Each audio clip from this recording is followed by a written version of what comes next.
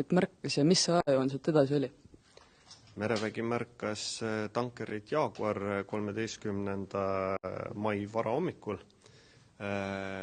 Meie merevägi pidevalt vaatab üle laevad, mis sisenevad ja mille sihtkohaks on märgitud Vene Föderatsioon, et kontrollida üle nende vastavus siis lipuriigile ja kas laeval on olemas kehtiv kindlustus.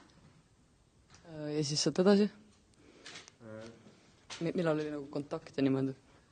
Circa 18.30 hakkas Eesti merevägi laeva välja kutsuma selleks, et tuvastada laev, saada aru, kas tal on lipuriigi staatus.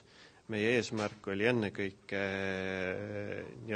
hoida laeval silm peal sellel hetkel, kui ta meie kriitilise taristu kohal.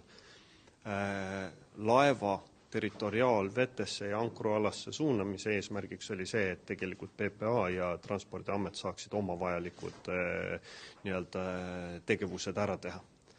Ja selle väljakutsumise käigus siis tuli kohale Vene õhuvägi, kes siis ka oma manööverdamise käigus rikkus Eesti õhupiiri. Nendele vastas NATO õhuturbe üksus selleks, et tuvastada, kellega tegu on, ja Vene õhuvägi saatis laeva kuni praktiliselt selle hetkeni, et nad Vene majandusvööndisse sisenesid kella 23.00-st. Kui palju on teada selle kohta, et kus see laev tuli ja näiteks mis kodanikud seal pardal on?